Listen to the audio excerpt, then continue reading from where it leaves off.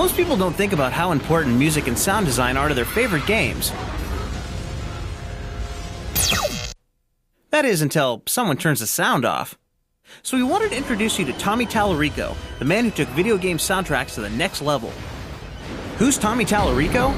He's got one of the coolest jobs around. You'll probably recognize him as the host of the long-running Electric Playground and the brand new Judgment Day on the G4 network. We asked Tommy how he arrived at his game sound guru celebrity status. My whole life, all I ever wanted to do was write music. And I've been playing piano since the time I was 3 years old. And my second love was always video games, but I never, ever imagined ever putting the two together. When I turned 21, I put all my stuff in my car and I drove out to California. No job, no money, nothing. The very first person I talked to happened to be a producer, and he said, hey, why don't you come down to Virgin? We're starting this new company and we're hiring people to be games testers. So I was in California 3 days, and I was in the video game industry. In the early days, sound for video games wasn't taken very seriously, so Tommy became an early advocate for improving the music and sound effects. Sometimes when people think of video game music, they think, that's not the case at all. A lot of the music back then was actually being coded by programmers. They weren't really musicians doing it.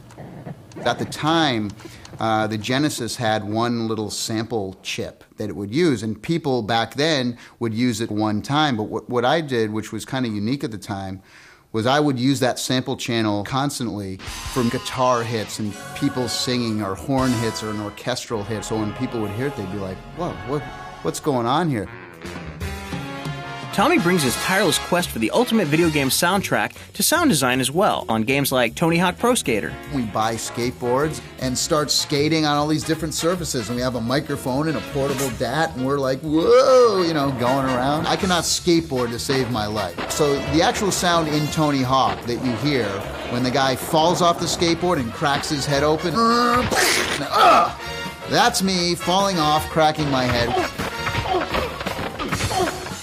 I think I still have the scar on my arm. Where is it? So, see that there? I have a complete renewed respect for skateboarding because I suck. Tommy hopes to encourage the entire game audio community to continue to expand the frontiers for music and sound by creating a site for both industry experts and novices alike to share, innovate, and network. Recently, I founded a nonprofit organization called the Game Audio Network Guild, or GANG. All of the game audio guys got together and said, we want to form a community to promote excellence in interactive audio. Because in our industry, not only do we have to deal with creative issues, but we also have to deal with technical issues and business issues. But underneath all that, Tommy reminds us that it's just plain fun. So for all of you who want to land a job like his, he has this advice for you.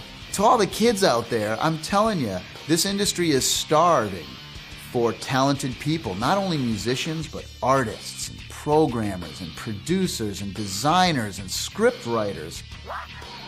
I don't know what better job there is on the whole planet. I mean, I write music, I play video games, I do a TV show about video games, and people are paying me to do this. What an amazing thing. On the market these days.